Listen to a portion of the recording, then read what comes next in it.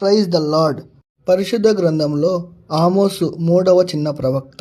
ఆమోసు అనగా అర్థం భారం మోసేవాడు.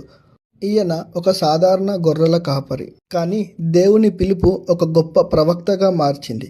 ఈయన బేతెలు దగ్గరున్న తేకోయ అనే ఊరికి చెందినవాడు. ఈయన 8వ శతాబ్దానికి చెందినవాడు. ఇజ్రాయేలీల రాజైన యారోబాము ఇజ్రాయేలు వారిని పాపము చేయుటకు యెహోవా దృష్టికి కారకుడయ్యాడు. కానీ వాళ్ళు దేవుడు మాకు తోడున్నాడని అనుకొని దేవుని కోసం ఎదురు చూస్తున్నారు, వాళ్ళకి విజయాన్ని కలగజేస్తాడని.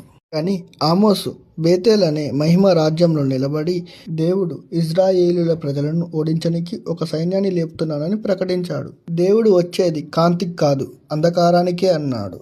నాశనం నుండి తప్పించుకోవాలంటే ఒకటే మార్గం, పశ్చాత్తాపపడి దేవుని వైపు తిరగమని ప్రకటించాడు.